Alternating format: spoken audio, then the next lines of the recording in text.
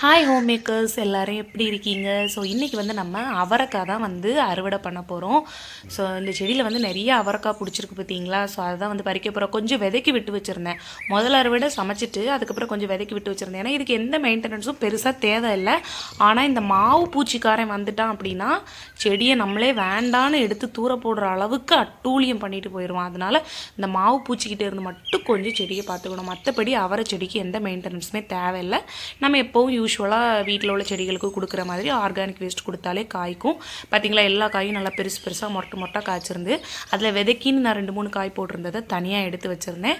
அதில் உள்ள விதையும் பாருங்களேன் எவ்வளோ சூப்பராக விளைஞ்சி வந்துருந்துச்சு. நம்ம பறித்து காய வச்சா கூட அது முளைக்குமான்னு சொல்ல முடியாது. ஆனால் செடியிலேயே போட்டு இந்த அளவுக்கு விளைஞ்சி எடுக்கும்போது கண்டிப்பாக முளைக்கும். ஸோ இது இன்னொரு ப்ரோ பேக்கில் வந்து இந்த மழை ஸ்டார்ட் ஆனதுக்கப்புறம் போட்டு விடணும். இப்போ போட்டால் கண்டிப்பாக விதையெல்லாம் வந்து கரிஞ்சு போயிடும். அண்ட் நீங்கள் இந்த மாதிரி வீட்டில் ஹார்வெஸ்ட் பண்ணியிருக்கீங்களான்னு சொல்லுங்கள்.